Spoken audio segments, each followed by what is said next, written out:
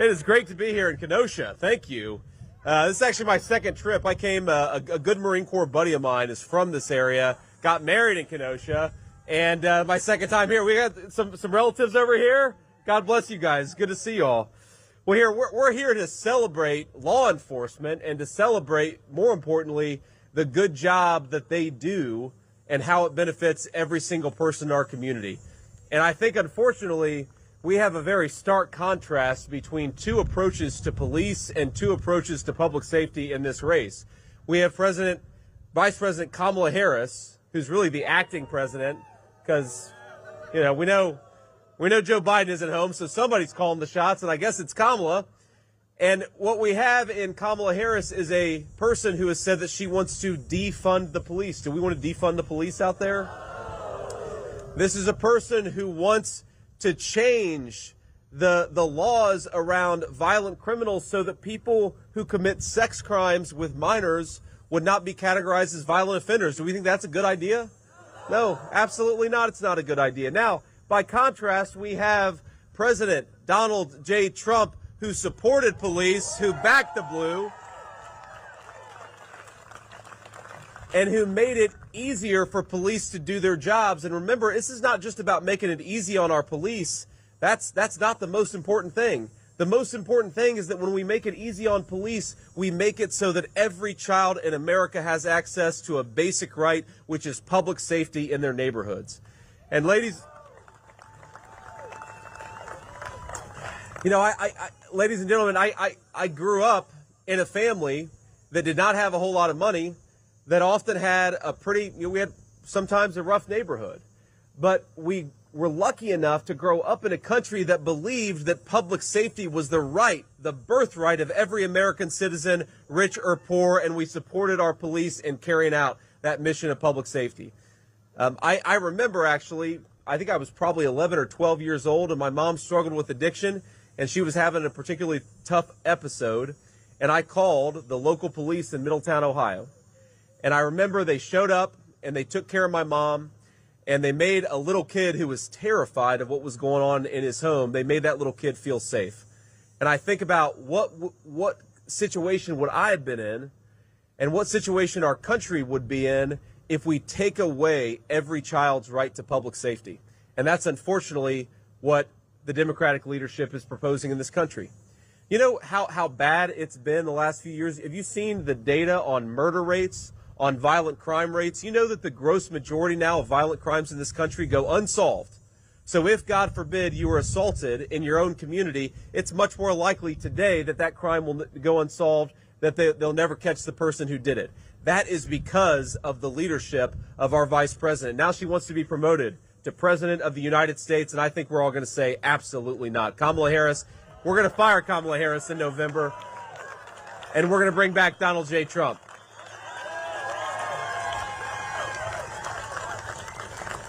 Now, before I move on here, I want to bring up a couple of folks, a couple of great public servants here in the state of Wisconsin.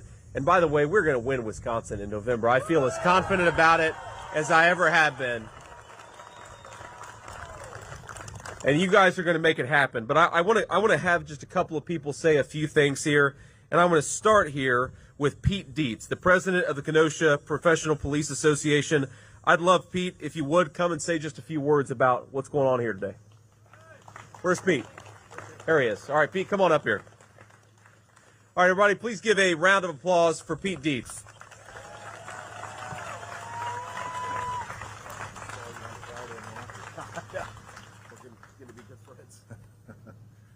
Well, I'm not going to give my speech again. He'll have to check it out on the TV. But the Board of Directors of the Kenosha Professional Police Association are proud to endorse President Donald Trump and Senator J.D. Vance.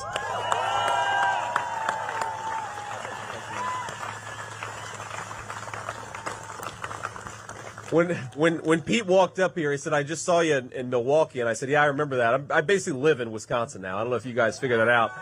So you'll be seeing a lot. You'll be seeing a lot of me over the next few months. But Pete, thank you so much for your support. I'd like to have. We'll see about that, sir. I'd like to call up Congressman Brian Stiles. Congressman Brian, where are you at out there? There we are. So Brian, I'm going to give him a round of applause. I appreciate it. But Brian wrote a really, really good article about what happened in Kenosha in 2020. Really opened my eyes. Brian, thank you for your leadership and service. Senator, thank you. Senator Vance, thanks for coming to Kenosha today. As we talked about earlier, the importance of standing with the men and women of law enforcement could not be more important than when we're standing here in the city of Kenosha. As we saw 4 years ago this week, what happens when elected leaders refuse to stand with the men and women of law enforcement. And we saw in great contrast what happens when leaders like President Trump answer the call and stand with the men and women of law enforcement and bring public safety to our community, right? And as we look around, I think it's really important that we say thank you once again to all the men and women of law enforcement from the Kenosha Police Department, Kenosha Sheriff's Department, and other law enforcement agencies that are with us here today. Because President Trump, because J.D. Vance, because we backed the badge. Senator Vance, thanks for coming to Wisconsin. We still have time to make you a Packers fan. Thank you. God bless. God bless America. Thanks, man. Appreciate it. Thank you. Oh, we got some Chicago fans out there too. Wow. All right. We're gonna have some conflict, some civil strife here. Not today. We're all here to support the police, whatever our sports allegiance is. And finally, I want to get a great future colleague in Washington, a guy who built a business in Wisconsin, who has served the people of this state in the private sector, and is now crazy enough to want to serve in the public sector. The great Eric Hovde, the next senator from the state of Wisconsin. Eric, come on up here.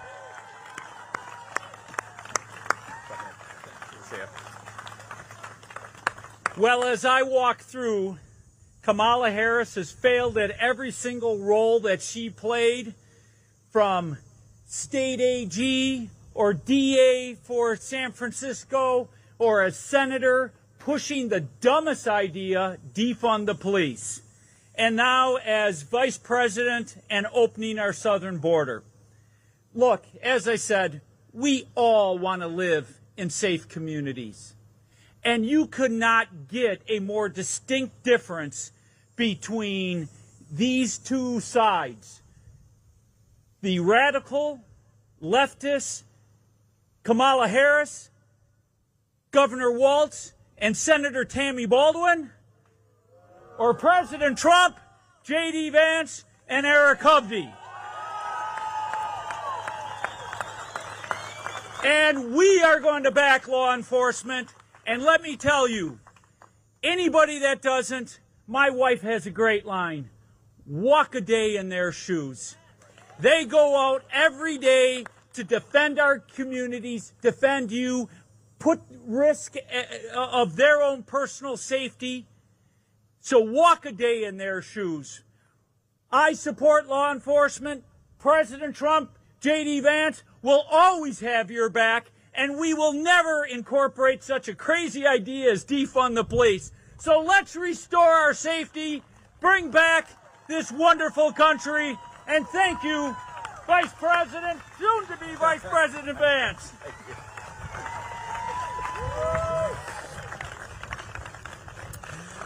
All right, so I want to take a few questions from the press, but before I do, let me just try to bring this home here, because it is very easy and very fun to criticize the record of Kamala Harris, but we also have to remind ourselves that we don't just have a vision on the Trump campaign. We don't just have a bunch of promises on the Trump campaign. We have got 4 years of Donald Trump's successful leadership that brought public safety to our streets, and that is something to celebrate and look forward to. So here is President Trump's solemn promise to our law enforcement community and all of us who benefit from their sacrifices and their public safety. It is simple. We are going to end sanctuary cities in this country. We're going to bring back pro-law enforcement cities. We are going to deport the violent illegal aliens that have come into this country over the last few years. No more free rides, no more amnesty. We're going to support the death penalty for drug dealers because they kill far more people than some of the most violent and vicious criminals. We have got to have real penalties for people who are killing our kids and poisoning our communities. We're going to protect police from frivolous lawsuits. You hear President Trump talk about that? The reason that it's so hard for the police to do their job sometimes is they know if they do their job, they're going to get sued for it. We're going to protect them from those lawsuits and make it easier for our police to do their jobs. And finally, we're going to stand up to soft on crime prosecutors. If a police officer does their job and brings in a bad guy, we need some prosecutors who actually lock those people up and put them behind bars. It's common sense.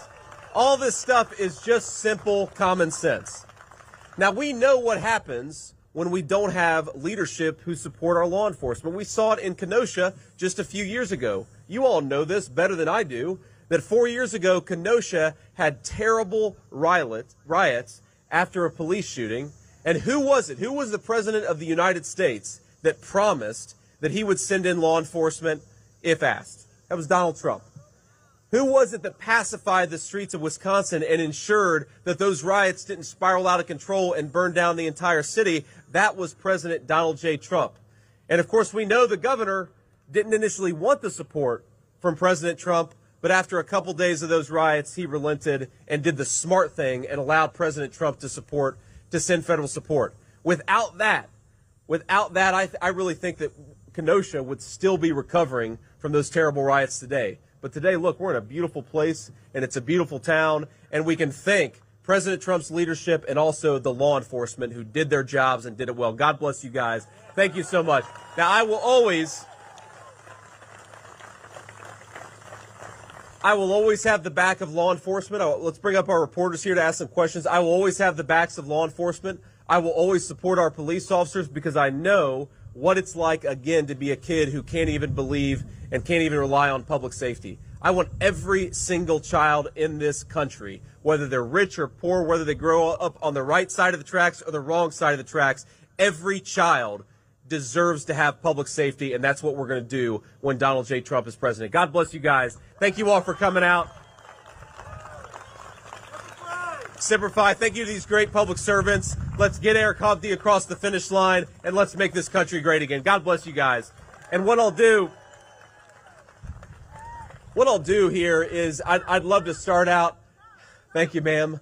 I'd love to start out with local Wisconsin reporters and take a few questions from the local reporters. And then if we've got time afterwards, we'll take some questions from the national folks. So if you're a local reporter, please raise your hand.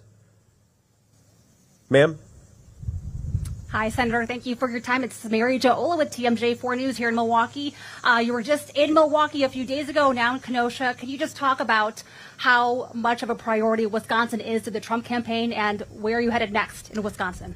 Well, look, I just like Wisconsin a lot, right? So I'm going to spend a lot of time with you fine people. But obviously, politically, Wisconsin may be very well the most important state in the country come November. And we believe that. We know that. All the polling says it. But most of all, you feel it on the ground. Look, Wisconsin is a state that I think has really suffered from two failures of the Kamala Harris vice presidency. The first is Wisconsin is a great and proud manufacturing state with a lot of skilled craftsmen and a lot of people who work with their own hands, make things with their own hands, and they know that with Kamala Harris's policies that raise the cost of energy, you're shipping a lot of good manufacturing jobs off to China. President Trump and I believe we ought to keep those manufacturing jobs right here in Wisconsin. Let's do it with Wisconsin workers, and let's produce prosperity for the whole country. And the second thing is, you saw it with the riots in Kenosha in the summer of 2020. Wisconsin has suffered when you don't have good, smart, pro-public safety leadership. And that's what Donald Trump and I want to bring back to the White House is back in the blue, supporting our police officers and making sure that public safety is the birthright of every American citizen. I think that message, that shared economic and public safety message, is going to bring Wisconsin home to Republicans in 2024, and it's going to make Donald Trump the President of the United States again. So, yes, it's very important. I also say, when my kids came up here for the RNC convention 4 or 5 weeks ago, the one place they really wanted to go was the Cheese Castle. So, how many of you have been to the Cheese Castle? All right, good. So my kids have been to the Cheese Castle. The first time I ever came to Wisconsin was 12 years ago with my then girlfriend, now my wife. We made our stop at the Wisconsin Cheese Castle, so every time we come back, we got to stop at the Wisconsin Cheese Castle. But it's good to be here, and we love this state. Other local reporters, ma'am. Hi, Megan Marshall with Spectrum News. This is the second endorsement from a local law enforcement here in Wisconsin. Tell me why that's so important to you in your campaign. Well, I think it speaks to the fact that law enforcement knows who's on their side, right? Donald Trump has been endorsed by so many law enforcement organizations across the country, but now 2 in the state of Wisconsin just the past week, because they know that Donald Trump is the one who's actually going to stand up for them and support them. I mean, look, we have got real problems in law enforcement recruitment in this country, and certainly right here in the state of Wisconsin. A lot of our police departments are underfunded and under-resourced. We don't have enough cops to do the job of keeping us safe. And then on top of that, we've got Mexican drug cartels operating as far north as Kenosha, Wisconsin, because we have a border czar, Kamala Harris, who refuses to do her job. These guys just want common sense back, right? Some of them are Democrats, some of them are Republicans. Maybe they agree or disagree with us on tax policy, but they agree with us that we've got to have common sense public safety. And if we don't have public safety, we don't have anything. You can't build a business. You can't go to work. You can't take your kids on a walk in your neighborhood without public safety. Public safety is the foundation of having a good country, and the police of Wisconsin know Donald Trump is the public safety candidate.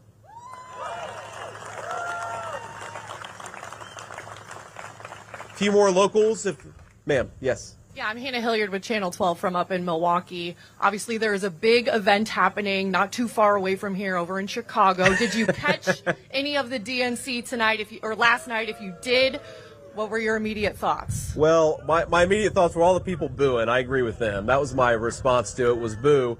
I watched little bits and pieces of it. We were out campaigning yesterday, so I got home to Cincinnati a little on the later side yesterday, so I watched some of it.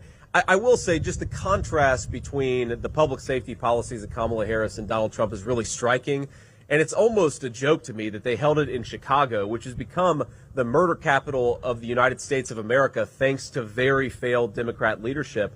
I mean, I believe last weekend in the city of Chicago, you had something like 40 shootings and 17 people who lost their lives. That is something that we would not accept in a third world country, much less in one of our beautiful, great American cities like Chicago.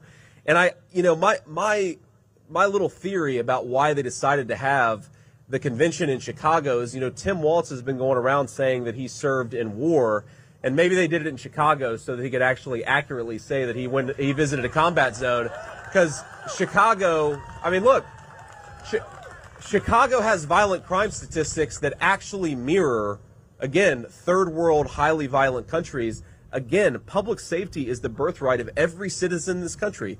Poor or rich, black or white, nobody should be growing up in a community where you have a murder rate like that. And I think it is a good contrast between the policies of Kamala Harris that promote violent crime and the criminals who do it, and the policies of Donald J. Trump who promote peace, who promote prosperity, and want to throw the violent criminals behind bars. That's what Donald J. Trump wants to do, and I share that. What? Anybody else here? Ma'am? Yeah, go ahead. Hi, this is Hey. Stephanie Quirk with Fox 6 News in Milwaukee. Kind of going off the DNC, Vice President Kamala Harris is paying a visit to Milwaukee tonight, holding a rally. Do you have any response to that? No response. Look, I mean, Kamala Harris is going to run the campaign that she runs. I would say that I wish that she would do what I'm doing right now, which is talk to the media and actually answer some tough questions.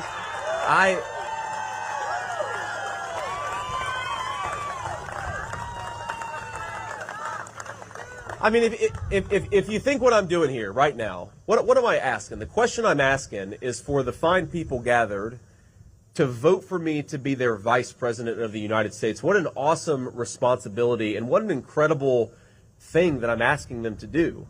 Now, Kamala Harris is going around asking people to be their president of the United States, but she won't answer a single tough question, and she won't interact with the American people unless there's a teleprompter standing between them and her. And I think that's crazy. And I think that what the media has got to start doing is it's got to start saying, look, if Kamala Harris is not going to stand and answer some tough questions, we're going to stop giving her this fake fawning coverage. Demand that she do what any president has had to do, which is answer some tough questions. But look,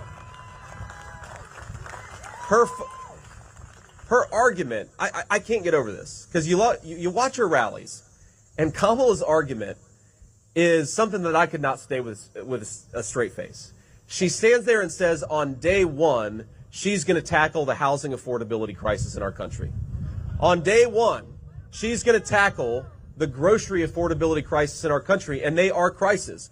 Well, Kamala, day one was 3.5 years ago. You've been the vice president for 3.5 years. What the hell have you been doing for all that time? So for the people in Milwaukee who are going to go to her rally or going to listen to what she says, I just asked them, if she has such good ideas for how to bring down the cost of food and groceries and housing, why doesn't she do it now? She's the vice president. Not talk about what she's going to do in 6 months. Do it now, because she's got the power right now. Thank you. Any other locals? Okay, we'll do a couple nationals, and then we got to hit the road. Go ahead, ma'am. Senator Merrill Cornfield from the Washington Post. I have a policy question for you. We don't want to talk about policy? So my question is, before you were in the Senate, there was the vote on the Violence Against Women Act. And one of the hiccups with negotiating that bill was, should people who are convicted of stalking be able to possess firearms? What do you think about that? Well, look, I think that we certainly don't want violent criminals to have access to weapons. And that includes people, I think, who have been convicted of stalking. But I think it's important to say convicted. And what a lot of those of us who are pro-Second Amendment, what we don't want is, we don't want somebody to have their gun rights taken away when they haven't actually been in a court of law, right? Whether it's a First Amendment right, a Second Amendment right, any right, you are entitled to due process in this country. And so the criticisms that I've seen of that are not that certainly people who are convicted of a crime, they should not be able to carry a firearm. But people who have not gone through due process, they still have their rights, whether First Amendment, Second Amendment, whether walking around liberty or other rights. And I think that's an important distinction here between our approach and the Democrats' approach. We don't believe in the Republican Party that you should take people's rights away unless they've gone through a court of law. Hi, Senator. Yeah. Kit Maher, CNN. I know Donald Trump has been reported. She's one of the good CNN reporters. There's like two of them. She's okay. Back to my question. So Donald Trump has enlisted the help of Tulsi Gabbard to prep for his debate. I'd like to know how you were prepping for a debate with Tim Walz, who has described himself as a bad debater. Who's helping you, and how are you prepping? Well, I found a good friend from back home who embellishes and lies a lot, and I'm having him stand in for Tim Walz. That's what we're doing during our debate. But look, all kidding aside, what we're going to do is we're going to focus a lot on policy, right? The way that I'm trying to prepare is to try to make sure that we're prepared to answer the American people's questions on how we're going to make their lives better, how we're going to make their communities safer, how we're going to bring back prosperity and low prices to the American economy. And we're going to focus on policy. And then obviously we're going to answer whatever questions the moderators have. That's how we're focusing. And by the way, just on President Trump, we have to remember, Tulsi Gabbard was a Democratic congresswoman just a few years ago. She ran against Kamala Harris back in 2020, and now she is firmly behind the Trump-Vance ticket. We're actually the ticket that is supported by common sense people across the spectrum. I think Tulsi Gabbard, you saw her, I mean, she basically ended Kamala's campaign on the debate stage, so she's a hell of a debater, but she's also one of these people who believes in some common sense things like we shouldn't send America's sons and daughters off to fight in stupid wars, right? Amen to that, Tulsi. And I think it's really telling that the campaign that has brought a lot of Democrats and Republicans and independents together, it's the campaign of Donald J. Trump. And that's very important. We'll do one more question. Sir. Hey, Senator. Zach Alashak, Washington Examiner. I had a question. Last year, you got a lot of attention for visiting striking UAW members in Ohio. Last night, Sean Fain attacked you at the DNC and Donald Trump. Do you believe the party's going to attract more union voters this cycle, and kind of what's the strategy to do that? Look, I think that my message to Sean Fain and any other leader of the labor movement would be, who is the campaign? Which campaign is actually going to protect the jobs of American workers, union and non-union alike? It's the campaign of Donald J. Trump. So sign up, get involved, and support the candidate that's actually going to protect your jobs. Now, Sean Fain he'll go on TV and say that a majority of his membership is going to actually back Donald Trump. Why are a majority of auto workers going to back Donald Trump? The same reason a majority of American manufacturers across the spectrum are going to back Donald Trump, because he's the one who wants to protect their job. He's the one who's saying, if the Chinese want to use slave labor and then import stuff into our country, we're going to put tariffs on the stuff they make with slave labor, and we're going to protect the jobs of American workers. When Kamala Harris says she stands for the United Auto Workers, and yet she supports EV mandates that's going to have every single one of their jobs destroyed and shipped to China, because it's China that's making most of the EVs. In America, we're still making a lot of gas-powered cars. I think people ought to be able to drive whatever the hell they want, because this is the United States of America. We don't tell people what to do. But importantly, if we don't tell people what to do, they're going to be able to buy cars that are made in America with American workers doing the jobs. And that is why I think we're going to win the majority of union and non-union workers in this country. Whatever Sean Fain says, if he listens to his membership, they're behind Donald J. Trump. And of course, there are a lot of other workers who aren't just auto workers who are exactly the same position. All right. What I'll say here finally to wrap up, thanks to the media for asking a few questions, is just God bless you guys. Thank you for coming out. I get so much joy and so much energy out of being here and meeting people and getting to talk to people and seeing what's going on in this country. We're going to win this race in November, and it's going to start right here in Wisconsin.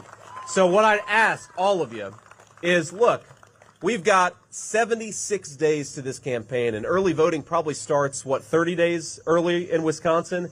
Get out there. Get your neighbors to the polls. Get your family members to the polls. Knock on doors. Make phone calls. We are going to win this race if we get out there and vote. So God bless you all. Thank you for being here. Let's go vote, Wisconsin. Let's go win in November, and let's take this country back and do it the right way. God bless you all. Thank you so much for being here.